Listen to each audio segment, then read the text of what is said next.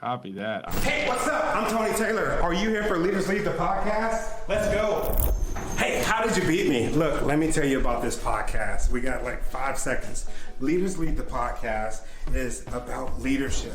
Not just the leader without, but the leader within. All of these leaders that I'm talking to across the country, well, across the world now, they have one thing in common, and that's that they have overcome some insurmountable obstacles to get to where they're at today. Come on, let's go.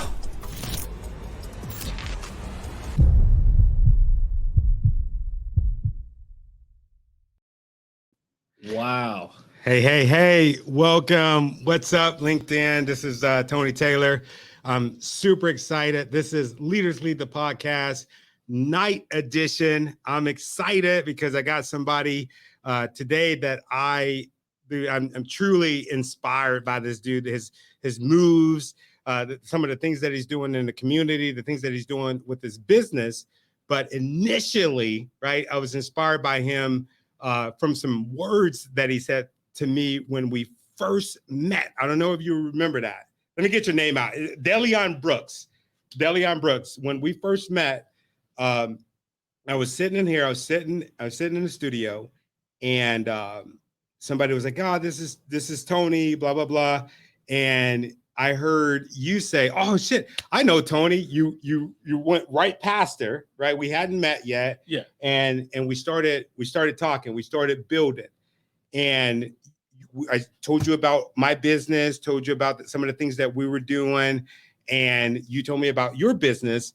And immediately you showed your leadership and you offered me a spot for advertisement for one of your businesses. No, absolutely. 100%. I'll be honest with you. My name is Deleon Brooks, and your reputation precedes you. And so you're already somebody who's putting your name out there, but I believe in collaboration. Collaboration is the key to success. It's the key to elevation. So 100%, anything I could do to help you, and I'm more than open to, especially whatever I can do, I will do.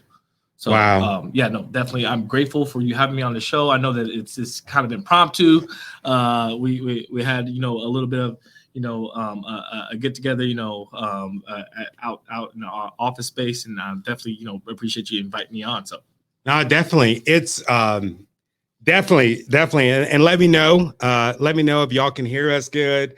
Let me know if my video quality is weird, if it's off. I haven't had time to necessarily obsess. Video quality. It adds 10 pounds. It looks like I am not. Is this a fisheye lens right here? I bet you it is. No, man, it's not. No. We got summer body ready. We got my brother Kenny D, Tony Taylor, savor the flavor of the awesomeness, and you, sir, sharing your delectable thoughts with us, dude. Kenny, I appreciate you. I appreciate your love and support, dude. It means a lot. Everybody that support this show, dude. Some of the comments I see, some of the DMs, dude. I literally I'm tearing up when I'm talking to my wife and just telling her how amazing y'all are, and I'll get to that in a minute. In the building, brothers. That's the good brother, Raphael. I connected you with him. He is doing something phenomenal. There's an amazing book that we're working on together. It's an anthology. I hope I said that right. Let me know in the comments if I screw that up. But it's an anthology. And in this book, what we're doing is we're talking about some of the traumas that men have faced. And if you all know, if you have not been under a rock, you know that men were required to keep this persona up, this toughness, this masculinity. This book is going to expose us as men, a good exposure, and we're going to be talking about those different traumas. So be on the lookout for that. I'm gonna go down the comments a little bit. No static, Tony. I appreciate it. Y'all know the Wi-Fi is a struggle. Did you get that snort on the mic? Did you? No, I did. Hey, my brother Carlos, brother T, much love. I appreciate you, Carlos. Man, your platform is amazing. Thank you for checking us out. But something else that I want to make sure, and I would be remiss if I didn't point this out. when I first met this brother, he immediately said, "Hey, dude, I want to serve you. I want to serve you. How can I serve you?" Now, you didn't even say how. You was like, "Hey, let me put your podcast on my platform." And I immediately, and I'm setting this up because this is the something that I've been thinking about for a while. You challenged me. And I don't know if you remember this, but I immediately went into, "Oh, dude, yeah, dude, that would be awesome. What can I do for you? Because I have a server's heart. I have a server's heart, but I don't have a receiver's heart." All right. So you know what I'm getting to, right? Yes. So what he did was he said, "Hey," I don't remember word for word, but it was almost like, "Dude, you have a problem with receiving. And we just met. And in order for you to be a blessing to others, you got to be able to accept blessings from others." 100%. And I said, "Come in, close the door." I think we kick Ashley out or something like that. and we chopped it up. Where did that come from, bro? Well, that came from my hypocrisy, honestly, because I am that person. And I can tell you this, like, I've met, my mother is a great example of somebody who loves to give and loves to give. She bakes amazing cakes, and she'll bake $1,000 plus cakes for people's weddings. And she has a problem with taking, payment for her services because she has a servant's heart. But the problem is, would you like, if you're not able to receive, it makes it harder to give because you start giving from an empty cup. You start becoming, it starts to build animosity. You start to not feel grateful, or you start to feel like people aren't grateful for the things that you're giving them. And you'll often find, like, the problem with people who have good hearts is they'll find that not everybody has the same heart as you. So when not everybody has the same heart as you, and you know what your heart is, it starts to build an animosity and a bitterness. So you have to learn how to receive from people because you can't pour from an empty cup. And I learned that, through my mom, through, the fantastic people in my life, like yourself. That's why I was able to spot you from, just in a short interaction. I was like, "Oh, I see this guy."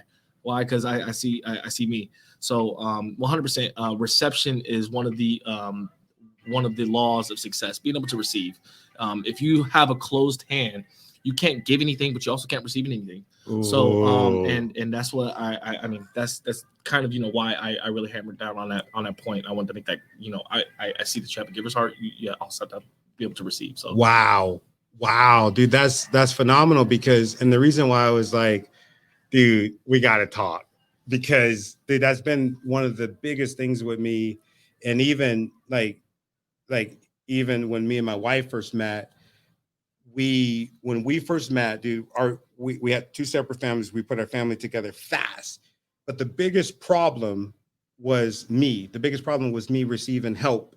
The biggest problem was, she would say, "Hey, do you want me to pick up groceries for you and the girls?" And I would be like, no, we got this. We're good. But I would be dropping off or giving her groceries. But she's like, "No, dude, like, you have to be able to receive this." And I'm glad that you called me out on that. And I think that us as brothers, as humans, we need to be able to call each other out on that, dude. And I wanted to tell you that, and I've been waiting to, like, I want to publicly affirm that, dude, because, dude, that meant a lot to me. I like drove home and I'm like, told my wife, dude, I met this amazing dude today.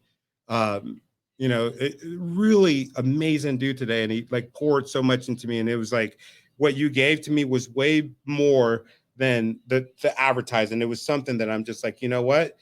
Okay, that's something that I'm missing. So I want to get beyond that and go to the man himself. I want to learn about you. You brought up something else that I was like, dude, we're kindred spirits, because you start quoting John Maxwell. John Maxwell. Yeah, you start quoting John Maxwell. I blame him for a lot of the good things in my life. Just the personal development. It's somebody who I'll also assign blame to, Bob Proctor. I blame him for a lot of my mindset. So no, I'm just very grateful for these people who really understand that, success is about mindset, and leadership is, John Maxwell in specific, like leadership is key. I remember the 5 levels of leadership, was one of the most impactful books I've ever read. And it talks about, I'll go over them really quickly. I'm not going to go dive into too much detail, but if you guys are leading anybody, even your kids, even your children, I think that children, raising kids is one of the best, forms of leadership, in exhibiting leadership. But 5 levels of leadership, positional, permission, results, results and duplication, and then iconic.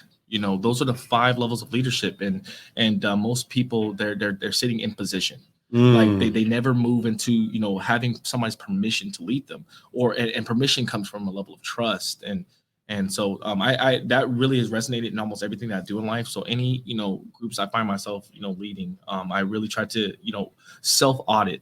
Where am I in leadership with this person? Am I in positional leadership where, I just have a fancy title, or I'm in charge because I'm in charge? Or am I in charge because I have their permission? Or am I in charge because I'm getting results? And even if I am getting results, am I the one getting them results, or am I creating other leaders? You don't measure a leader by the amount of people following him. You measure the quality of leader by how many leaders they're able to create. So am I duplicating it? Could this organization survive without me? And that's when you truly start to create a movement, and understanding that in order to be a good leader, you have to be a great follower, and you have to follow somebody who you trust, who you give permission to really lead you, and because leading takes a lot of humility. I think we could take a lot of lessons from Jesus. How much humility did he have to wash the feet of his disciples?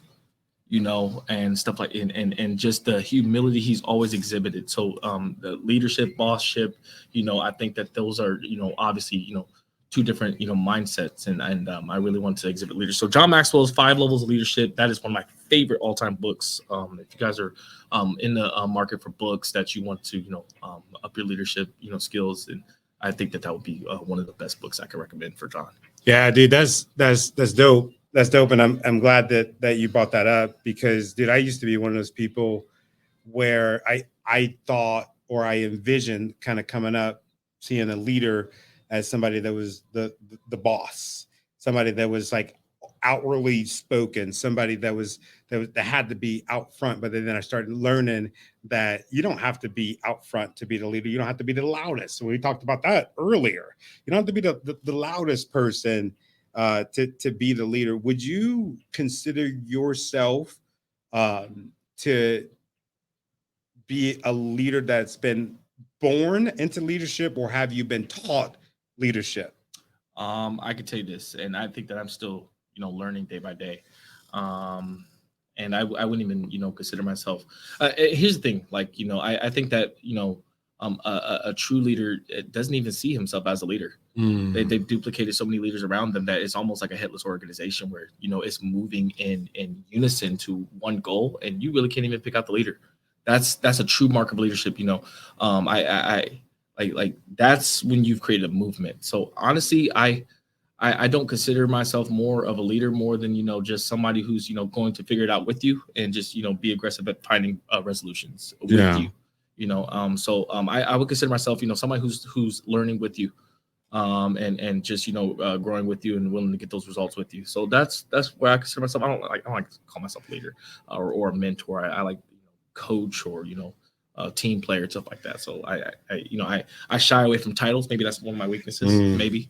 But yeah, that's where I would that would be more better fitting for, answer for me. But yeah, that's what I would say.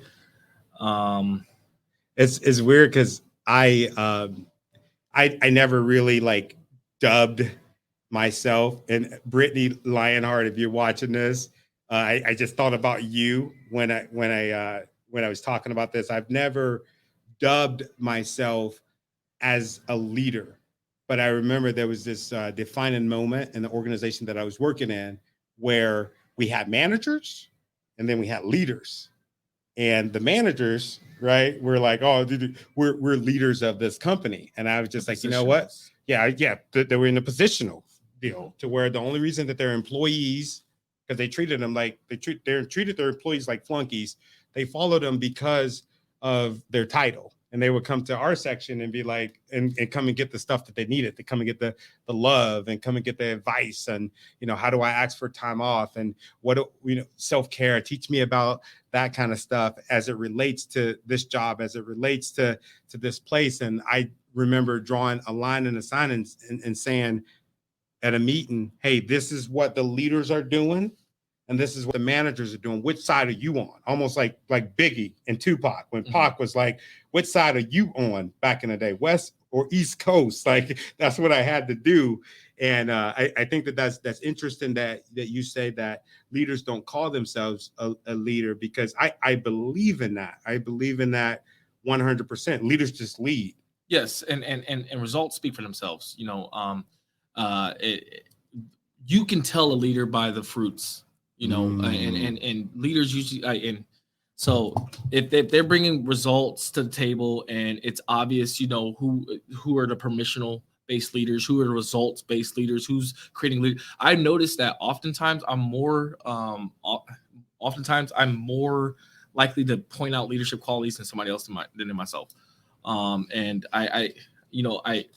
maybe I'm convicting myself right now, maybe, you know, just having more belief in myself, but it's just like, I realize that I notice qualities in people, and I will become their follower, and just to encourage those traits in them. Like, hey, you know what? You're the best at this. I actually want your direction on this, because you know this better than anybody. And it inspires them to, you know, really step into that, you know, into those shoes. Like, oh, you know what? I am a leader, you know, somebody who, you know, I like, who sees something in me, respects this, and wants to learn this from me. And they start to embrace that, you know, that feeling of, you know, helping somebody that's in something that they're really good at. And it just encourages them to really just dive into, you know, their specialty or their expertise. So I noticed that in order to be a good leader, I will actively call out a trait I want to follow in somebody. I'm like, teach me that ASAP Rocky right now. I want to learn, because you're the best that I've seen do it. And I want to learn. And I noticed that, you know, by aggressively following people, I've noticed that helps people step into shoes of leadership. I love it. I'm gonna be cheesy here. Okay, all right. I'm in leadership love with this brother. That's what that means. And the reason that I say that is because, dude, it's like music. It's like music to my ears, bro. And there's one thing that I want you to talk about, something that we've talked about a few times. And I'm gonna switch gears a little bit, because I wish that some of our conversations were recorded. Like, I know, but that's why I'm like, dude, let's do it today. That's why I text you, like, what are you doing? Let's go live. Maybe the camera angle ain't exactly perfect, but let's make it happen, right? It's all good, man. It's all good. I've been waiting to get back on camera until I shed a little bit of weight, but it's all good, dude. This is important. This is special. One of the things that I appreciate you for is you stepping in and saying, dude, you called me a whale today.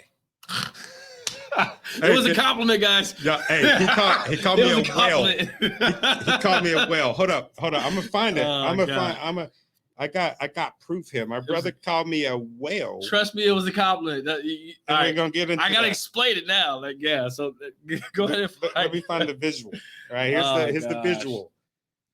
Oh God. Oh no, I got altruistic. We talked about altruistic. We talked about wise. We talked about idiots, and we talked about the schemers. And I think I was between. Oh Lord. You said I was altruistic, but I was a whale. And that struck a nerve with me. And the reason that it struck a nerve with me is because that's something that me and my wife talk about all too much. And if you want to just talk about that, because I'm looking at the comment section, right? I'm 100%. Looking at the comment section, and these are folks that I know that are givers, like Harmony, Gary, Gary, we got my brother Kenny D, freaking all of the folks out there, they're givers. And, you know, let me know in the comments if you know that you are a giver, and sometimes it could be to your detriment. So break it down for me, bro. Absolutely. So, you know, I'm not sure who here has heard of the DISC assessment. But this is like the kindergartner's version. This is probably the most palatable, easily to digest version. And it really, like, if you really want to be a leader of people, not necessarily a leader, but just like somebody who is understanding. I think that empathy and understanding people is the number one thing that you can do. And I think that great books like 5 Love Languages helps, but I also think that understanding somebody's motivations is. And pretty much I said that he's a whale because it lined up with the DISC assessment kindergartner version. So let me explain it. So sharks, is there any like I'm just gonna speak frankly if that's all right. Okay, dude, cool. this is what we're here for, bro. Okay. Yeah, that's why last time I checked, we don't work in corporate. Okay, we can say anything we want to say on this show. So all your corporate sponsors are about to. I'm just okay. All right. Anyways, hey, so we had a conversation about that too. Yes, we did. Okay, we turned those down. Yes, we got so that we could be able to have these candid conversations. 100%. Yeah. We'll talk about that. So there's 4 personality types, just like in the DISC assessment. There's four types. We're gonna start with the shark, whale, urchin, dolphin. If you guys are taking notes, sharks. Let's start with that. Sharks, they usually can be dicks. They're very straightforward, direct. And you said that you were a shark. Sorry. I can be, yes, 100%. So they're very straightforward. A lot of people could confuse them for money hungry, but in actuality, they're success hungry. You have people who are sharks, like Michael Jordan. If you ever watched the documentary, he was infamous for hazing and really they want to see the best in people, and they don't want to work with anybody who around them is not success driven or as hungry as they are. So sharks, those are usually going to be your people who are going to be your most direct, aggressive leaders. Then and the great thing about them is they are creating success around them, but the worst thing about them is the likability factor is pretty low. And then you have whales. They want to hug the trees, they want to save the flowers and the endangered caterpillars and the turtles. They want to start all the charities. They think about everybody else first, and they think about themselves last. And they're often pouring from an empty cup. They have a heart, and they have a lot of moral conflict with transactions. They never want to receive what kind of transactions? Anything that benefits them. Honestly, they will take the shirt off their back, but they won't receive anything in return. And this is why I said you have a hard time with reception. You are a whale, somebody who really wants to impact. And these are the most genuine people. These are the most heartfelt people. What's great about givers is they're willing to give, but it's also a double-edged sword is, givers don't know their limits, need to know their limits because takers don't. And people who are going to take from them, the whales are the number one targets. And so it's just, balancing, that giver's heart with the wisdom.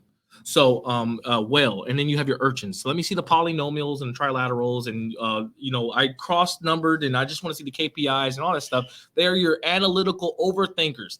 And the thing is, overthinkers are fantastic because they're very logical. But unfortunately, this logic also devolves into, a lot of, paralyzation.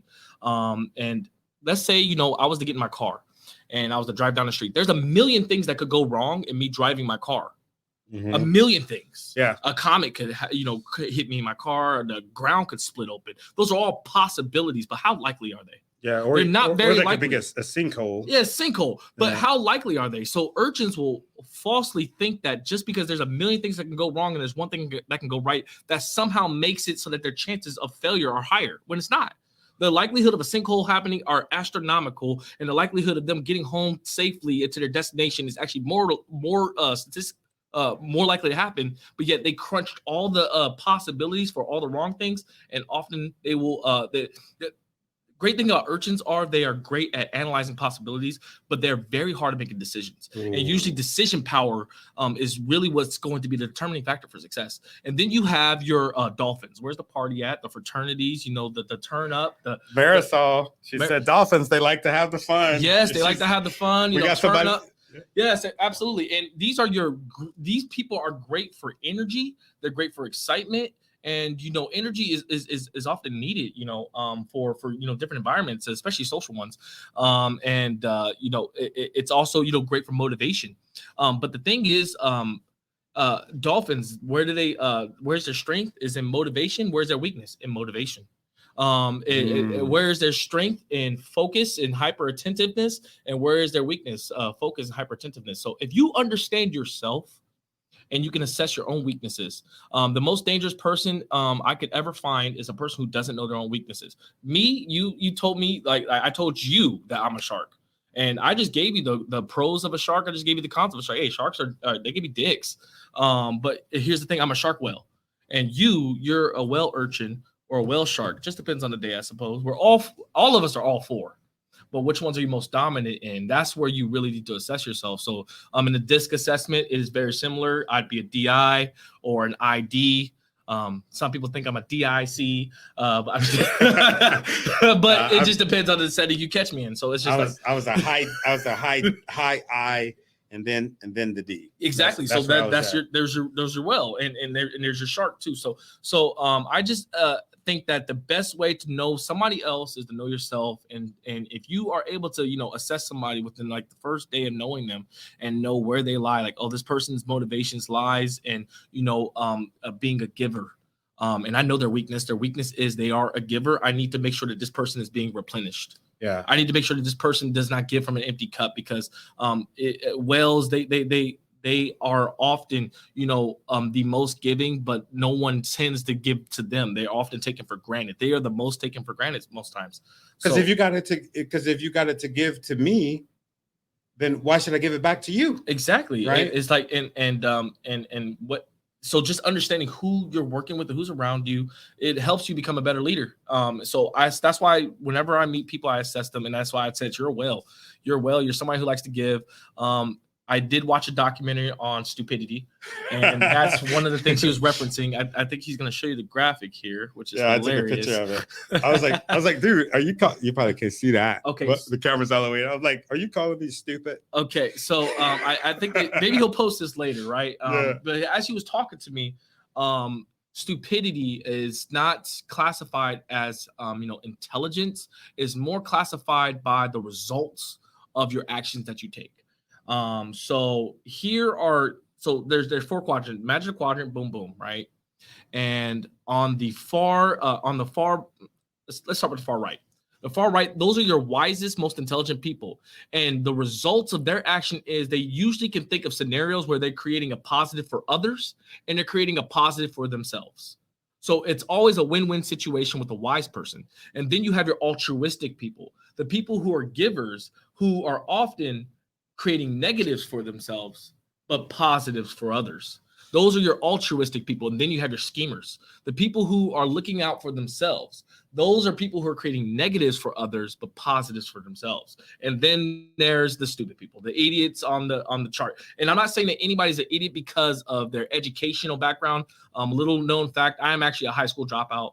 My dad, is a psychiatric practitioner. We are on opposing ideologies. We argue all the time about it, and we're both successful in our own rights. But it's just like, I don't believe that education is necessarily intelligence. I think that's often conflated. But there's stupid people, and you will find stupid people in every facet of life. You'll find them in high level of education. You'll find them in politics. You'll find them in the lowest common denominators and below. So what makes them stupid? They're creating negative outcomes for themselves and others. Who wants that? Who is going to create a negative outcome for themselves and others? Usually there's a motive behind something. There's no motive in creating negatives for both parties, for yourself and others. So that's why the wise people create positives for themselves and others. Altruistic peoples take negatives and give positives to others. Schemers give negatives to others and take positives for themselves. And stupid people, they have negative they create negatives for themselves and others. So it's a negative. So it doesn't matter how educated you are. There are educated people who are creating negative results for themselves and for others. And by that definition, that would classify them as, somebody who needs to move into another quadrant of results. So pretty much this has nothing to do with education or how much Jeopardy knowledge. It has everything to do with the results you're creating for your life and others. And that's why I really identify with this quadrant, because there's a lot of stupid people in the world. And I'm not one to sugarcoat anything, as you know, Tony. And I believe that the sooner we know where we are, the better. And I told you, like, I think that you are somebody who is in the altruistic quadrant. You're willing to take negatives for yourself, and you're willing to benefit others. And then that's why I also called you well. That's why I was in the same conversation. I was talking about the stupidity index, and I was talking about him being a whale, and they were both conflated in two same conversations. But with that said, Tony, your biggest asset is your heart. The problem is you don't want your biggest asset to be your biggest liability. Ooh. And I love that about you. And if I have to, let everybody know, like, in public edification, that this, because that's nothing about Wells. They're very humble. They have a hard time edifying themselves. So I will edify you right here, Tony. I'm just very grateful and appreciate for everything you do. A lot of people don't see what you do behind the scenes. A lot of people didn't see you for the last 40 minutes, doing your own production and putting this camera together to be one of the top, leadership, podcasts in the world. And I'm very, very proud to know you. So thank you for, having me on. But yeah, 100%. Just want to, let you know that. Thank you, dude. I definitely appreciate the affirmation, dude. I don't take it lightly, dude. I receive it. It is hard work, man. When I first started the show, I thought that all I would have to do is just sit down and talk, right? Which is what I love to do, which is not the case. I mean, if I could pop on another camera, you can't really see everything here, but I got some crazy stuff that I halfway know how to do. So, but I'm figuring it out. And I'm glad you said that, dude. I really appreciate that. We talked about, and there I'm doing it. I'm deflecting away from myself again, but we talked about going from, and this is why I was like, hey, let's go live. Let's talk about this, because we talked about going. Makeup team wasn't in on today, and there's no Snapchat filter either, so I'm a little embarrassed. No, we're good, bro. We're good. You have the nerve to have high def cameras so they can zoom in on the acting. Thank you, Tony, for that. It's all Appreciate good. it. I mean, we the light ain't perfect, but this is how we roll. It's all good. But going from altruistic into the phase that you said there was wisdom. I love the way that you put that, because altruistic from wisdom. What's the difference? I don't want to give it away because you said it so eloquently. A lot of the most altruistic people I know, there is a level of innocence, and in that innocence, I don't want to they're related, they're correlated, but they're not. I don't want to conflate them. In that innocence is also a bit of naivete. And moving away from naivete into wisdom, like we were talking about it earlier, entitlement programs and things like that. And holy cow, I'm about to hit some hot button issues, right? That's all good. But here's the thing, we've all heard the colloquialism, like, would you rather teach a man to fish, or would you rather give him a fish? And let's go ahead and expound on that, because I know that everybody would agree to teach that man to fish, but why are we, there's a difference between entitlement and empowerment. Empowering people to do for themselves versus, giving them. What's given is often not respected. And I'm hammering on Wells today, but Wells. No, I love it. I love it because I love this, and go hard, because what you're doing is you're affirming something to, I think, it's a large community, myself included, of givers. Yes, and let me know in the chats, right? If you know that you give to your detriment, like this is for you. We need to hear this. Absolutely, 100%. In fact, you know what? I think that you might be right, because here's the thing, like minds attract like minds. You will attract your tribe, and just knowing you, Tony, I can only assume that the people who listen and watch your show are very much the same. The problem with Wells is they often, give with no. The most powerful phrase in influence. What's the difference between influence and manipulation? Does anybody know? Influence and manipulation. The difference is the intent. What is my intent? Do I intend to create a negative positive? A negative for you and a positive for me, or do I intend to create a positive for you and a positive for me? So manipulation versus influence. Also, you can dive down to the tactics used. Obviously, we're not going to go into that, but the most important part of influence and intent, or influence and manipulation, is the intent behind it.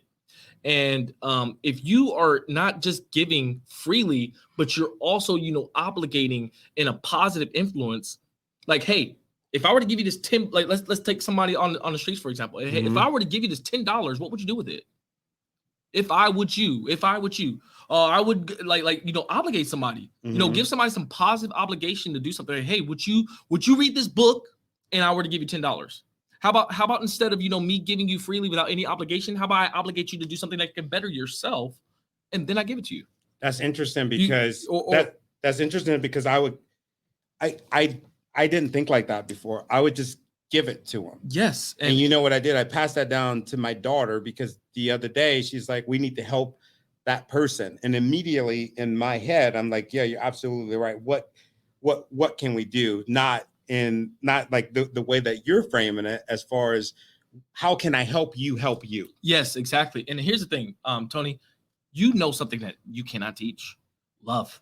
You can teach wisdom, but you can't teach love, and you have that first ingredient. So anything that you would do would be out of influence rather than manipulation. So that right there, only thing that you'd want to learn at that point is just how to obligate people to do better for themselves. Like my son, here's the thing: my son is my son, and he is entitled to all of my success, right? He's entitled to if I were to become extremely extravagantly like multi-billionaire successful, he'd be entitled to that lifestyle, right? But here's the thing: my son will never feel entitled. He will feel like he has to earn every bit. Like I love what Shaq said, like, I'm not rich, you're not rich, I'm rich. He says that to his kids all the time. And it's like, that's, even though my kids are entitled to my success, they won't know it. They will earn, they'll earn their place in life. They'll earn their place in society. They're going to be an asset to society because, we've all heard the saying, strong men create good times create soft men create soft times. If we know that history is going to repeat itself, why would I want to doom, my kids to become soft? I'd rather it be, strong men create good times and good times create smart men and smart men create better times. That's what I would rather, the cycle be. And with that said, like, a smart man learns from them, from their own mistakes, but a wise man learns from others. Why couldn't my son, you look at the past mistakes of generations and amplify us? That's where, that's the cycle that I want to start to create. Tony Stark inherited, obviously these are fictional characters, right? I'm a big, Marvel fan. Tony Stark inherited his wealth, Bruce Wayne inherited his wealth, right? And they expounded on it. They made it better. Let's take Floyd Mayweather Jr. We don't even talk about Floyd Mayweather Sr. He expanded on the legacy that was left. It doesn't have to be strong men create good times and good times create soft. It could be good times create smart. And that's the legacy that I want to leave with my kids is, you won't feel like you're entitled to anything. I will always empower you to do it for yourself. And if I were to give you $10, would you read this book? If I were to, do this, would you do that? If I were to do this, would you do that? And you'll find that they will do it for themselves, or they'll do it for the money or the fruit initially, but then they'll start to see that they can do it for themselves with everything that you've been obligating them to do that'll positively grow them. Wow. So I'm all about empowerment. If we had empowerment programs, not entitlement programs, but empowerment programs where we're literally, helping people elevate themselves in positive direction, in positive ways. That's what I'm all about. Yeah. Yeah, dude, you do something really cool that I wish that folks were doing in our community when we were coming up. Your platform, if you go to his Instagram, shout out to Instagram real quick. All right. So Deleon 1. So that's DAYLEEOWN with the number 1. That is my Instagram. Yeah. So yeah, no, definitely appreciate it. I wasn't planning on the plug. But no, it's all good, man. That's what we're here for, bro. Yeah. Because it's good information, and I love learning and looking at pages like yours because, man, there's this new group of folks, and you're included. You're a trailblazer in this, to where we have people that are talking about financial literacy. Like financial literacy is so freaking cool right now because, and this is just my thinking, I think financial literacy is so cool right now because people are just tired of like working for folks and just working their asses off. I'm trying to stop cursing. I'm trying. But people, you had the wrong person on the show. I'm just I know, right? People are like tired of working their tails off to end up in a situation to where they're just relying on Social Security. We're seeing our ancestors go through that, or seen them go through that, and we're just like, dude, screw that. And that's one thing that I love about your platform is you're teaching folks like in real time as it's happening. When the news dropped, you know, you're talking about Bitcoin, you're talking about freaking saving and accounts and stuff like that. Why is that so important for you? Financial literacy. 100%. You're talking to somebody who is a high school dropout. And for me to teach anybody about business is, you know, it's only a testimony to the books that I've read, the mentorship that I have, and the friends. Wait, you're a high school dropout. There's no way you could be as successful as you are right now. You got 2 businesses. There's no way that you could be as successful as you are. Let me go ahead and trade this. That just doesn't compute. I think I'm about to freaking explode. All right, go ahead. My bad. Well, let me go ahead and trade this trucker cap for aluminum foil cap. Because, the education system is not built for people to be thinkers. It's built for people to, you know, be workers. And I'm not gonna. I mean, I'm sure. I'm not gonna hammer down on it too much, but you have to look at history repeats itself. This country has always needed slavery to be where it's at. And it's continued. And here's the thing, you know, it started with, you know, the blacks in the agricultural fields. And now modern day slavery, what does it look like? It looks like, you know, Asian kids making all of our clothes, but it's outsourced. So we don't see it. You know, what's out of sight is out of mind. Then it comes like, I'm not going to talk about the kids who are picking all of our chocolate for Nestle out of Africa. I'm not going to talk about the people who are making our shoes. I'm not going to talk about the fact that we have restricted immigration so that we incentivize illegal immigration, so that we have more agriculture workers from Mexico. I'm not going to talk about that. And then you have a hierarchy of slave. You have a labor slave, and then you have a debt slave. You know, give people if you give people the fantasy that they have a car and they have their house, they won't realize that their car has them. They won't realize that their house has them. What is a mortgage? Does anybody know what a mortgage is? A mortgage is a note that you pay your house. Well, do you understand what mortgage, the Latin word, comes from? And it like morgue? Yes. What is rigor mortis? This the death is the disease that you get after you die. What's a morgue? What is a mortuary? What's a mortgage? Mortgage literally stands for death agreement. They expect you to die before you pay off your house. It is literally built into the system that you will work until you die. So how do I beat the system? It used to be Master, now it's MasterCard. They enslave you through debt. How do I beat the system? Well, hell, I'm very grateful. I didn't realize it was a blessing. I didn't go through the system. I dropped out of high school. So at that point, I had no choice but to make it either through be extremely successful or extremely broke. And I believe that the enemy to a great life is a good life. A lot of people have the option to have a good life. If you have a mortgage and a nice car, you have a good life. And a lot of people cop to that good life rather than shooting for a great life. At what point do we get American? Okay, copy that. So really what it is just, if you give somebody comfortability, they'll never reach their full potential. You know, and I used to say it all the time. You know, there's better basketball players than Michael Jordan. There's better basketball players than Michael Jordan, but you'll never know their names because they have comfortable lives. They didn't have to work as hard. They have more talent than Michael Jordan, but you'll never know their names because they had comfortable lives. They didn't have to drive. They didn't have the will to go and get their potential. And that's why there's people with less potential. Yeah, he worked. Absolutely. Yeah. And that's the reason why there's people with less potential than you doing more than you. I put it this way. Let's say you have $1 million worth of gold underneath a mountain, but it costs $2 million to excavate it. To start the excavation process to get the gold. Guess what you have? You have lost potential because it's not financially feasible to get the gold. Well, that's where a lot of people are going to the graveyard with regret because they know what their potential was, but they never started the mining process to obtain it. But yet there's people with $100,000 worth of potential and it costs $50,000 to mine it. So just because there's somebody who has less talent than you, you have to understand that just the process to extract their potential was more expeditious than yours. It's funny you say that. So funny you say that because I know you're going.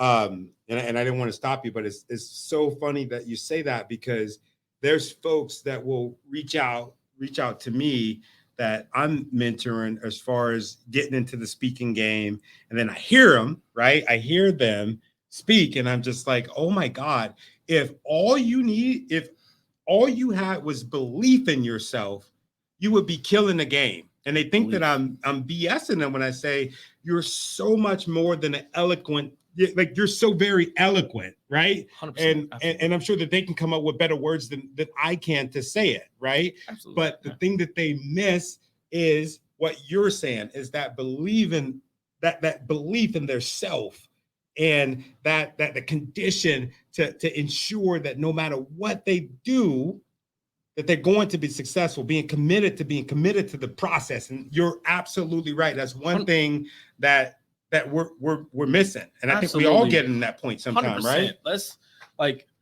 cue the Disney credits, the believe in yourself message, what about that one? The old tropes of if you just believe. Yeah. It is absolutely true. Do you realize that your subconscious has the power to, put cancer in remission? Do you realize that placebos are so powerful simply because you believe they work? Mm-hmm. Like your body can start to cure itself if you just believe it. I think, therefore I am. If you aren't thinking that you have the ability to do something, then you can't. And I know it's such an old, repeated, inspirational thing to say, but it truly is. If you believe it, you can do it. It's true. And the mind is freaking crazy. We dude. haven't even tapped into the full power of our mind. There's people who we don't even understand all our mind is capable of. But I can tell you this: one of the most powerful governing, portions of our mind is our subconscious. And it doesn't matter how much your conscious mind wants to do something. If your subconscious doesn't believe it could do it, that is the brick wall. How do you start to break the subconscious? I'm still figuring it out myself, obviously. But I found something that I believe works for a lot of people. Mm-hmm. And it's a triangle. And it's if you believe something, you're going to take the action in direct proportion with what you believe. If you believed without a doubt, you would win the lottery tomorrow because you could see the future, you would take every dollar out of your account and you dump it into lottery. Plan B. Yeah, exactly. No plan B because you believe it. You have so you will take the direct amount of action as you do believe. So because people don't believe, they don't take the amount of action that they need. And because they don't take the amount of action they need, they don't get the results they have. And because they don't get the results they want. If they don't get the results they want, it further diminishes their belief. But if they had a lot of belief at the beginning, they would have took a lot of action. If they took a lot of action, they would have got a lot of results. If they got a lot of results, they would have a lot of belief. And it would be cyclical or it would be a triangle. And most people don't ever start. If you can't start with the belief, at least start with some action. And start with some action. You got to start somewhere. So, yes, 100%. Belief I think, is the beginning. But heck, if you need somebody to believe in you, borrow somebody else's belief to get yours started. Get a jump start. I'm glad that you said that. Jeff, thank you. I appreciate you saying that, dude. That means a lot to me. I'm glad that you said that. Let's see. Elizabeth said, type your Instagram in the chat. Hey, can you do it for us? DAY. Hold up. I'll let you do it. How about you do it while we're going? Okay. It's awesome that you said that, and I hope that my daughter is listening to that, because we talk about, me and my daughter tonight, we talk about mindset and belief a lot. And I know sometimes she's like, oh my God, here we go with this talk again. And it's like, dude, if I wish that I could be able to explain the things that I've been able to do because of a positive mindset, because of I'm going to burn the ships, burn the boat mindset. There's no going back for me. Like I've overcome so many odds because of that mindset. I've failed in so many ditches because I did not have that mindset. And I'll tell you a story, dude. I'll never forget. You ever seen the movie Mudvayne? No, I've never seen it. All right, the movie Mudvayne, dude. It is the classic tale of mindset, and you got to catch it in certain spurts. Me and my wife were watching this movie Mudvayne. Like, all right, cool, we're gonna watch it. Sitting back, there's this guy. He was a former slave. He had just became an indentured servant, and he's working his butt off so that he could pay for this land. He was going to pay the land. He was going to do all of this stuff. He was on a route to setting his family free, right? Because, you know, there were some folks, they would just letting them go. And what they would do is they would go and they would pick them up and then they would take them back to jail. And then there was a system that was created so that they could basically be back slaves. He was fighting against that. And he was like, I'm just going to work and I'm going to work and I'm going to buy it off. All of a sudden, his biggest asset, which for him was his legs, he fell. He broke his leg in half. It snapped. And I became so sad because I'm just like, what is that going to do for his future? I said something that, you know, I'm always getting emotional thinking about it. This is during the time that my wife had quit her job and took a leave of absence so she could take care of her father full time. And I said, okay, don't worry about it. Do what you got to do. That's family. We're going to take care of family. We're going to do what the hell we got to do for this family. Mm-hmm. Yeah. So we're watching this movie and I said, I don't know what I would do if I was put in that situation. I felt something. I swear to God, bro. As soon as I said that, I was just like, oh. And I went on and I watched the movie. I can't even tell you the rest of the movie because it was just like a fog, right? Make a long story short, less than 24 hours later, I'm going down the stairs. Boom. I fall down the stairs. I snap and I break my leg the same freaking way that he did. God has a sense of humor. Yeah. And my wife, if you're watching this, funny. I want you to affirm this because it sounds like a Lord. freaking lie, right? And my wife, like, if you're watching this, like, please say it in the chat. Like, it happened just like that. And I'm on the floor. The first thing that I can think about was I put this into my life. The second thing I'm thinking about is because I had just got a brand new job, bro. Brand new job. I hadn't been on the job. Dude, most of the folks probably didn't even know my last name, right? Yeah. And here I am. I'm just like, oh my God, I hope I click that box on insurance. I tell my daughter, my baby girl, give me my computer. She's like, Dad, why are you worried about it? I'm on the floor, leg freaking this way. Like, it's all messed up, but I'm trying to check that out. But I couldn't give up the fact that I said, I don't know what I would do if I was put in a situation. And fast forward, I mean, luckily, by the fruit of our labor, we were able to figure it out. I kept my job, worked from home, sat on the couch for probably about 6 months, didn't walk. And then I'm just like, you know what, dude, the power of the tongue is so magnificent. That is so true. Absolutely, 100%. And I didn't know what topics we're going to cover. Are we going to cover spiritual, financial, mental, mindset? Like, I didn't know what we're going to cover, but this is one of my favorite topics. I don't know if you guys have ever heard of this streaming service. It's called YouTube. And on YouTube, there is something that you guys can look up. It's called the rice experiment.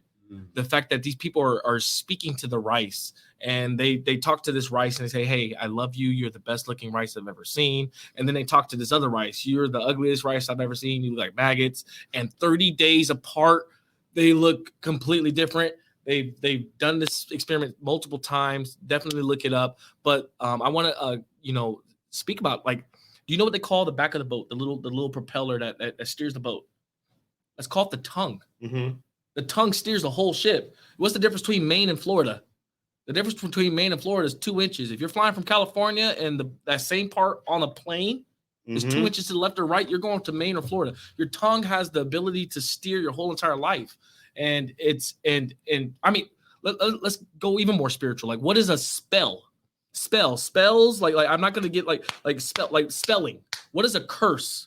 When you cuss somebody, when you're cussing at somebody, curse, these are the root words of these things. A lot of people don't understand that English is an amalgamation of a whole bunch of different languages put together. Mm-hmm. And when you actually break down what our words mean, they're telling you, like, hey, spells, curse, cuss, these are all ways that you can either incantations, chants. I'm not somebody who dives in the spirit. I'm a firm believer in God, Christianity, but I do understand that there's things that like there's spirits that listen. That you are God's highest form of creation. You have the ability to command angels and demons. So who are you commanding every time you speak? I don't know what I would do if I broke my leg right now. That happens. Exactly. So there's angels and demons acting on everything you say. If you say, hey, I rebuke you in the name of Jesus, boom, they're out. But if you say, hey, come into my life in some way, shape, or form, and mishap or mayhem, like the Allstate guy, right? Or I don't even know if that's the right commercial, then it happens. So 100%, absolutely. You have the ability to speak your reality into existence. Jesus was 100% man, 100% God. Does the math make sense? It doesn't have to make sense to a human being, because I don't have a ego so big where I think that my human mind, the mind that God created, can understand the creator of the universe's logic. So his math is just different math, right? He's 100% God, 100% man. And he came here and showed us, hey, this is how you can speak things into existence. Peace be still. With the faith of, so he already taught us how to be able to speak, and we are children of God. If we are able to, unfortunately, I look like my dad, right? If you look at the nose, that I blame my dad for that, right? I look just like my dad. I got my features just like my dad, right? I look like my dad too, man. Exactly. I hated it my whole life. Yeah, no, I embrace it now. And I'm gonna show my dad this. He's gonna laugh. So I look like my father, and I have qualities and features like him. Well, do you know who your father is? Do you understand that you have qualities and features just like him? God spoke the world into existence with words. Let there be light. Let there be the world. And you have the ability to do the same thing. So I really wish that people would understand that. And let's take it off of spiritual. Let's move it into the psychology of things. When you hear your own words speaking things into your own ears, it penetrates your subconscious. You start to believe that I tell people that have a hard time with confidence, they'll go to the mirror every day and they'll curse themselves out. Oh, you're so fat. You're this, you're that. And they'll say this to themselves with a straight face. You would never say that to a friend. You would never say that. If you were your own friend, you would dump yourself in a minute. So I tell people, like, hey, if you have an issue with confidence, I want you to go grab a picture of yourself as a kid, and I want you to tell that kid you're so fat, like the cutest picture of yourself. Because let's be honest, like, you were a cute baby. You were a cute baby. You're an adorable baby. My baby pictures. Oh. He's sleeping. Like, keep the blanket on. It was just a picture. It was just a blanket on my nose, right? But it was like, you would never say that to that baby picture of yourself. Why do you say that to yourself? So why do you say it now? Like, oh, look at these rolls, or look at this. And I have a daughter, and I know that women suffer from confidence more than anything, because they have an unfair standard of they have more of a standard of what beauty should look like. You know what? Let's just be real. I'm gonna be real. Like, you have Anchorman. Wait. Let me give this disclaimer. Yeah, like you have Anchorman with nose hair. Wait. The thoughts and views that are coming from this show does not directly reflect leaders lead the pod. Go ahead. That's not my Instagram, by the way. I'm just kidding. that was a fake one. Yeah. But it's I'm so glad I decided not to go to the shower after working out and coming straight here, dude. Yeah, this is good, man. Yeah, let's go ahead and zoom in real quick. Like, I didn't have the makeup girl come in. Like, I don't have to. I could just get up, roll like there is something called male privilege, and I benefit from it. There's different types of privileges, but I don't have to worry about what beauty standards are, put on me as to how I will be respected. I could, if I was a news anchor, I could have nose hairs hanging out my face, and I could be above a certain age. I could be below a certain age. It doesn't matter. I'm going to get a certain baseline level of respect that women would not get afforded to them. So women have more of a beauty standard put onto them. So they actually suffer from confidence more than anybody. And sometimes some of the most beautiful women you'll ever meet suffer from the most, confidence. It is because they understand the routine they have to go through every day. And social media isn't helping. Social media, these heavily edited Photoshop, snapshot filters, they're starting to look at new disorders. There's people who are trying to do plastic surgeries to look more like filters. It's just like Barbie. Yes. Have you seen that? Yes, absolutely. Real life Kents, real life Barbies. Yeah, and I'm not against anybody who wants to live their life as they want to live it. All I'm saying is the prison of people's opinions. The prison of people's opinions, that is the worst prison to ever live. Like, you don't have to be subjugated to other people's opinions, other people's beauty standards. I did not make it to where I'm at caring about people's opinions. And Les Brown said, he actually told me this. Oh, wow. Himself. Les Brown. Something I heard for many years. Yeah. Everybody else's opinion of you does not have to be a reflection of your reality. Yes. In their opinion of you doesn't have to be your opinion of you. Yeah. And here's the thing, like if somebody has an opinion of you, I ask myself, what's my opinion of them? It's usually nothing. I'm not thinking about them, but they're thinking about me. So guess what? Love or hate, it's still real estate. You own free real estate in their head, yet you're not even thinking about them. Yeah. Think about that. You have power over somebody's thoughts. They're running it. They're thinking about you. They're in love with you, or they're in hate with you. Doesn't matter. Love or hate is still real estate. Wow. Love or hate still real. And you run the real estate in their head, and yet I don't even know your name. Wow, you have so much energy to hate me, and I can't even remember your name. I don't care. Like that's why love and hate is still real estate. I don't care as much as I do about the people who are going to genuinely sow into you and who love you. Those are the people whose opinions will matter. If my best friend, if somebody told me like, hey, you're a dickhead or whatever, I mean, whatever it is, what it is. But if my best friend, my son, it don't hurt you just a little bit. Yeah, no. But if my best friend or my son or you, people who I look up to, who those are the opinions that matter. I'm like, oh, that hurt a little bit more. You can't concern yourself with the opinion of people who don't even, have a high opinion of themselves. If they did, a lot of them wouldn't be afraid to hide behind, keyboards and phones and create anonymous profiles and things like that. They must not have a high opinion of themselves if they're hiding. You're putting yourself as a target. Nobody has made a statue. You can't throw a tomato at a statue of a critic because there are no statues of critics. It just don't happen. They don't make statues of critics. So it's like, if you're being criticized, then just understand like, hey, that's the consequence of being relevant. Yeah. Do you want to be relevant or do you want to be irrelevant? I'd rather be criticized and not thought about at all. Dude, my mom liked you. Oh, hey, I'm grateful for you. Thank you so much for, raising such an amazing individual. I remember he posted an Instagram reel of you being one of his first, sources of wisdom. The fact that he said that he used to give things, he would give all his allowance away. And I remember that Instagram post. I'm going to actually, share it later again. Yeah. You had told him that, you have to, you can't give away everything you have. You have to pour into yourself. So he's been a whale. And that goes to exactly what we were talking about. Yes, 100%. Yeah, man, dude. So much wisdom, so much game. If y'all are watching this, we're not done yet. You still got a little bit. We've been going for an hour. You still got a little bit. I only have 6 hours left. All right, cool.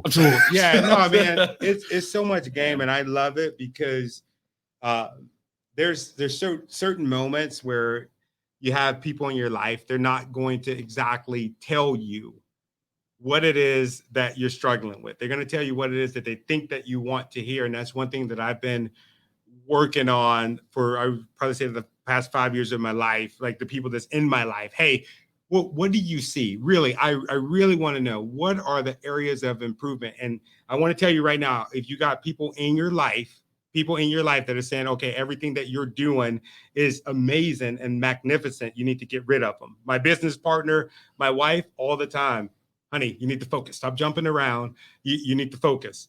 Honey, you need to do this. Honey, why are you doing this? That don't make any sense. And y'all share the same ideology. And that's one thing that I wanted to talk to you about and kind of go into a little bit further with finances, right? And this is just me. And I love this because I don't share this kind of stuff, and I guess I don't need to share it because people can see it, but I've always been a giver. And that was something that you and I talked about, given to your detriment, given until you don't have enough. And I can't talk about that enough, but you and my wife are on the same page as that, as far as being able to monetize the things that you do. How important did you always have that frame of mind as far as I need to be getting paid for this? No. Okay. No. I just like my mom. She is somebody who, like I said, she makes $1,000 worth cakes. She will put all of her money and time into making the cake and will receive nothing in return. It's her way of loving people. Every time you come to the house, she's making food without ever even being asked. And I try to take the initiative to make sure that she's taken out for dinner or something like that, because I know that she's a giver and she's not going to be somebody who's necessarily good at receiving. No, I have not always had that mindset. But like I said, wisdom is gained. Once you move out of that innocence and understand that, hey, people are just going to be people. Are people necessarily bad because they don't have empathy to where you're coming from and that you're pouring from an empty cup? No, the soldier is concerned about the pebble in his own shoe rather than the mountain in front of him. They're all living their own lives, so they're not looking at you. So when you say that again, bro. The soldier is concerned about the pebble in his shoe rather than the mountain in front of him. It doesn't matter how big the problems are in front of them. That you can use. That's a microcosm to how our country is the way it is. People have voted on their own pockets rather than the pockets of the country, and which is why the economy is continued. I'm not going to do that. That's going to be such a rabbit hole. But it's just it's like people vote in the micro instead of looking at the macro, and people are focused on the micro rather than macro, and oftentimes whales are focused on other people rather than themselves. So you can't expect people who are focused on themselves to be focused on you. And that's the reason why a lot of times whales get mad and they'll feel unappreciated because they're not appreciated as they appreciate others. So but diving from that, no, I have not always had that mindset. I had to develop it. I had to develop it through wisdom. I also have to develop it through smarts. I say those are two different things because I believe that a smart person learns from their own mistakes. I believe that a wise person learns from somebody else's. I've learned from a lot of my own mistakes. I learned from a lot of other people's. So just in my own smarts and in wisdom, I've kind of developed that mindset of if I would you. That is the best way to give anything to anybody. If I were to do this, would you do that? And it doesn't have to be something big. It doesn't even have to be something that benefits you. It could be something that benefits them. You're going to give them something and you ask them to do something that benefits themselves. Like, why not? Yeah. But the thing, you said something earlier before we started this, you're like, why do I want somebody's success more than they do? And I used to be in that same boat where I wanted people's success more than they did. And I've started saying, and I think that I'm lying, but I have started saying it at the very least. I want your success 49%. You have to want your success 51%. If I want your success more than you do, then I'm convincing you to do what's good for you. Yeah, you got to have majority stake. Yeah, exactly. And like I said, I feel like I'm lying. I feel like it sounds good, but at least it's been said. Like you have to want your success more than I do. Otherwise, I'm convincing you to work. Otherwise, you are entitled rather than empowered. I'm dragging you to your own results. I can't do that. I'm only one person. It's not about what I could do more than it is about what I can get done. Martin Luther King did not do the movement. He created a movement and got things done. Even past his expiration and past his assassination, he still was getting things done through the duplication of leaders that he's created, the movement that he was created that was then headless at that point, that didn't need him at that point. Yeah, did you know that he didn't even want to do it? Yes. That was the kind of man that he was. Did you know that Jesus didn't want to do it? Yeah, he was called. Yes. He was called to do it. Yes. So if you're watching this, listening to this, you're definitely going to be listening to this because I'm going to upload this to the podcast tonight. Right? What is the quote? God does not call the qualified, he qualifies the called. I love that. And that makes complete sense. I think that's one of my first times hearing that. Yeah, that's amazing. You got to believe in yourself, and that's something that I take heed to. You got to believe in yourself. Don't start something with the mind frame or the mindset of a plan B. When I first started this show, there's folks like, why the hell would you start a podcast? I thought you were a speaker. That don't make sense. Like, well, why don't you go back to the workforce?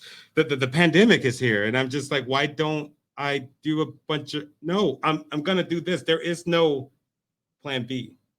This is plan A. Yes, 100%. That's why we're here. Yeah, it reminds me of the Batman scene where he had to jump, and the minute he removed plan B, he was able to make it. Ooh. Now, I don't recommend that to anybody. Jump across and no. But what I am saying is, you will give it your all if you know that there's nothing to cushion. There's nothing there, and that's you have everything. You have everything you need to be successful. It's just that you are reserving it.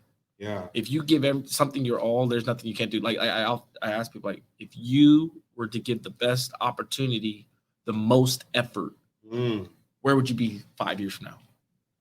The best opportunity, your most effort, where would you be? And it's hard for people to come up with an answer because they never even thought of it. So 100%. Yeah. Yes, man. Let me know in the comments. I definitely appreciate all the love in the comments. This is so good. Like, we started off on LinkedIn, and I was just like, if you're watching this on Facebook, I didn't start it all from the beginning, but dude, this is so good. The information is freaking blowing my mind. I'm just like, let me click the button. Let me include the family on Facebook on here too, because this is so powerful. I want to kind of transition a little bit. You're doing something really cool. You're the owner of 2 companies. Yes. Do you want to tell us a little bit about those companies? Yes. So I'm a co-owner of an ATM business. Me and my business partner, who will remain nameless, he does a very he's an amazing individual. I honestly, you're hearing me speak. You should understand that he's actually speaking. It's been a number of times he has sat with me. You were saying earlier, like, do you have people around you who are going to call you on what you're doing or going to tell you you're wrong? This individual will tell me I have a booger in my nose, mustard on my shirt, my breath stinks, right to my face. And I can't think of anybody better in your corner that's going to tell you something that can help you better yourself and give the constructive criticism. More people think about how they feel telling the truth rather than how freeing the truth would be to somebody who would hear it. And that's selfish. Like, if I think that, I don't want to tell that person something that might hurt their feelings because I would feel awkward, that's you. But how freeing could it be for the person who would hear it? And this person is completely selfless in that. I'll say that. He's also a DIC. But anyways, one of my best friends, he knows who he is. He's going to hear this probably some other time. But I'm co-owner of an ATM business as well as a media company that specializes in indoor digital signage. And our ATM business has grown exponentially in the last 3 years. Come on, man, give it to him. Come on, man. How do they say it on Sway Show? Come on, man. Talk your shh. I'm not gonna say the word. Talk your. Come on, man. Give it to him.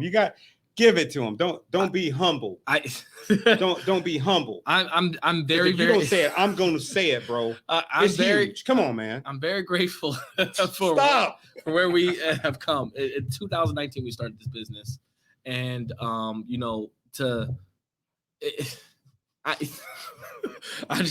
don't know who's gonna listen to this podcast. I'm very grateful. That's all I can say. I'm gonna keep it humble. But just to see where we were and where we're going and where we're continuing to go, it's been exponential. Our media company that we started off in Facebook ads, and it's crazy because the biggest risk in life is not taking a risk. Sometimes I remember enrolling in an online marketing course, and the comments were terrible. Scam. Oh no, do not, money back, blah, blah, blah, blah. I paid $5,000 to that individual with immediate regret. And I could tell you that was one of the best decisions I made because I took it serious. I was one of his top performing students in the academy. Somehow a course that everybody was saying was not working for them.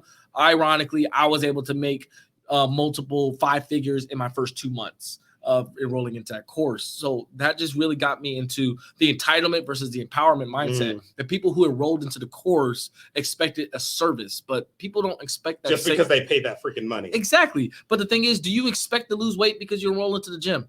No. You got to go to the gym. You got to put in the work. If only it worked that way. Exactly. It's like, man, I want my money back right now. Then, and I'm not in bad shape or anything, but it's like I look like a father figure right now. Like, I'm just kidding. It's all good, bro. It's all good. Like, I have a father figure. Right? Yeah. But it's just like,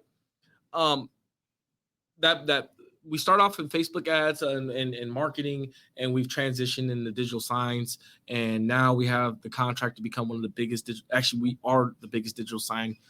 Indoor sign business in the Northwest. That's what I was trying to get him to say. So we are the biggest. Come on. So I'm very grateful and excited for where the future is headed. I'm not one to count my chickens before they hatch, but I also preach a lot on belief. So you guys can crucify me on hypocrisy. Please, I would appreciate it.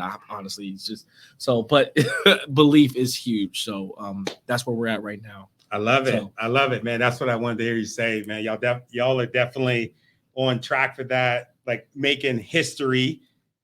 And I was just thinking in my head, maybe he's saying this because competitors are watching, so I got a respect for that. I can't really like give them too many numbers, but man, I definitely appreciate you, not just for coming on the show. I appreciate the conversations that we have in passing.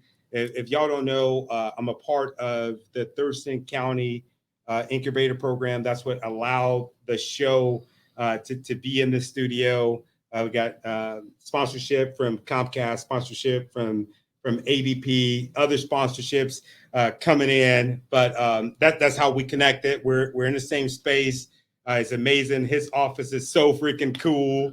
The name of the business is Cash Oasis. It's definitely a freaking luxury oasis down there. You can tell they're making some money. Follow the good brother Deleon Brooks on Instagram. I think somebody put in the comment section all of his information. I think we did it. But you definitely want to follow him for the tips, the tricks, some of the news that he's giving you on the things that is happening in the economy. I definitely look at it. Get your pen and paper out. He's definitely one of the content creators that I look at for real information, tangible information that can really not just blow you up as a person, but blow up your finances, because that is important. I don't care what nobody says. It is very important to make sure that you are financially secure. Only a fool thinks otherwise in this economy. And I'm not going to freaking belabor that point, but I'm very, very grateful for your friendship, man. I appreciate you. I definitely can tell that our audience, they love you. So I'm sure you'll come back. You're down the freaking hallway, man. I'm looking forward to working with you. There's some amazing things that I know that we're going to do in that community. And that's one thing that I'm really excited to have this friendship with you, because I think that we're going to impact a lot of different lives together. I got some stuff on top of my head on the whiteboard over there that I think is going to be like that we could work together. I almost forgot that we're on camera, but that is definitely going to not only empower our community, but affect the folks around the world. Any closing moments, man? I like to speak to this show. We got a lot of people, and this is just the polls that I run, the stuff that I'm getting in my DMs. There's folks that, because of the pandemic, they're feeling hopeless. They're feeling like, things are just going to be this way forever. They want to give up. I had somebody reach out to me last night. I need to get back with them, but they literally feel like giving up. They feel like everybody else is winning.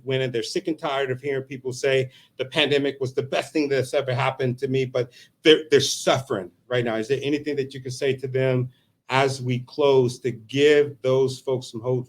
Because, dude, they need it. No, absolutely. Not to put you on the spot. No, 100%. I speak to people in that place a lot. And I'll just say this, we can all go through the same times together, but we'll all have different perspectives. We all have different perspectives, and understand that, if you're comparing your life to social media, you have to understand that you're comparing your real life to somebody's highlight reel. And social media is an amazing tool. You can use it to connect to people and, really, build your affluence, your influence in your network. But it's also something that can, be draining. And so just never be afraid to, unplug from, social media and plug into real networks. What communities can you become a part of? Honestly, that's the best thing that ever happened to me, is the fact that, we had, such an absence of community as far as, like when COVID happened, and just, appreciating that community again. That's something that I would really, encourage anybody to tap into and understand we are transitioning. We are moving into, a different times and a different age, and never be afraid to learn. I'm a high school dropout. There's no reason why I should be anywhere other than the fact that I always put myself in position to learn. And I prided myself on being the dumbest person in every room I could ever be in, because that means I was always learning something from somebody smarter most of the time, the people who are the smartest people are the ones with their arms closed or crossed, and they know everything, and they're judging everybody in the room on how stupid they are, instead of being receptive to something that could change your life. And because I was the least educated, I was always the one that dove into as much information as possible. So tap into somebody who you believe could possibly be a mentor to you, and don't just see how they could add value to you. Don't be a schemer, but see how you could add value to them, and they could add value to do. Be a wise person, and understand that the learners will inherit the future. So you have to be a learner, the learned, the people who know everything, the people who have already learned, are going to be beautifully prepared for a world that no longer exists. Are you a learner, or are you the learned? So understand, if you want to be in a position to inherit the future, you can't continue to operate in ways that the economy was built back in the 60s, 50s, 40s. What's worked for our grandparents, our great grandparents, is not going to work for our generation. We will either A, be the best generation, or B, we'll be the last. We have to understand that we are the most educated, we're the most intelligent, we're the most intellectual, we have the most tools at our disposal. This is the best time to ever be alive, and with the most opportunity. So never give up hope. Understand that, if you have to pivot and look for people who can help you, and you can help them help you, that's the key. So just be a learner. Be somebody who can adjust, and never give up hope. Never be afraid to reach out. You guys have my Instagram. Obviously, you guys are, in the community with Tony. Tony is an amazing individual to, be connected with, to hear from. He's always giving it positivity. So I'm grateful and appreciative for you and your friendship, Tony. So thank you for having me on. I appreciate you. That's about it. Thank you, dude. Hey, I appreciate you for coming on the show. I want y'all please to follow Deleon. Like I said, man, powerful information. I hope that I'm not going to say I hope. I know that this has been of value to you. I hope that you heed the information. I hope that you've heard his story, and you're listening to me talking about how successful. The man is so freaking humble. He don't even want to talk about numbers and all of that, like where his company is at as far as the rank, and he's killing it. He told you that he is a high school dropout. Okay. Did I say that wrong? Yeah. You said that. Yeah. High school dropout. But it doesn't matter. What matters is your will to win, right? This show. I'm gonna talk my stuff a little bit before we close. Like I said, all of the equipment, I still don't know how to use it. Half of the stuff, I got to call somebody and say, hey, help me. But I will never give up. There's days that I come in this studio, freaking stuff that's going on in my life that is just freaking crazy. But I know that this is my purpose, so that when I'm operating in my purpose, I'm operating on a higher playing field that let me be able to come in and give 100% day in and day out. Ask yourself a question, like, what are your goals right now? Like, really think about it. What is something that you really want? And right after, I want you to think about, what are you really doing to get what you really want? What are you doing to get what you really want? And when we're done with this, like, please write it down, because that's where it starts to happen. You writing it down, you're getting that connection from the pen to your heart, to your head, to your actions. Because that's the only way that you're going to make a difference. That's the only way that you're going to change your life. For the folks that are reaching out and just saying, I feel hopeless, stop saying that, because you're not hopeless. You were born with hope. You were born with hope. You have a purpose, but you have to keep going. Don't ever give up. You might think that you don't have it, but I'm going to tell you right now, you have everything inside of you to make a difference inside of your life. So start right now, start today. You don't have to have it all figured out to start. And I mean that from the bottom of my heart. If you learn anything from my guests, you learn anything from my freaking story, my journey, right? We're not above you. We're walking with you. If you learn anything from these stories, is that it doesn't matter what you have. What matters is what you want. What matters is what you see for your future. What matters is your vision. What does not matter is what somebody else's vision is of you. Their expectations of you does not have to be your reality. And I'm gonna close on that. I'm gonna close on that. I like I said, I appreciate y'all. I appreciate everybody that tuned into the show. I got a couple comments. I'm gonna show them really quick before we get out of here. Thank you. I appreciate you, Harmony. I appreciate the LinkedIn user. I think that's my wife. I appreciate you. I appreciate everybody that commented. I appreciate it. Appreciate my mom, Cindy. I appreciate you, your kind words. Thank you for your leadership. Thank you, Marisol, for checking in. I appreciate it. I had never heard the dolphin, whale, sea urchin analogy. Freaking Marisol came in and she let us know. Gary tapping in. Carlos, man, I appreciate you. We definitely need to tap in. You're doing some amazing things. Definitely want to support you. Gary, dude, love you. Kenny D, always showing up, always supporting. Everybody in the comments, everybody that loved the show, watched the show. I definitely appreciate you. Make sure that you give us a review. Let me know what you think of Deleon. I want to hear that in the reviews. I know that you're going to love them. Make sure that you connect with them. And I think we're good. I think we're good. All right. Whew, that was great. If you enjoyed this podcast, well, I'm sure you enjoyed it. If you're still here with us, what I want you to do is head over to your favorite podcast and streaming network and give us a download, subscribe to the channel, and also let us know what you think about the show. And from the bottom of my heart, I want to say thank you for the things that you've done. Thank you for the things that you're doing. And especially thank you for the things that you're going to do, because I know that you're going to do something amazing.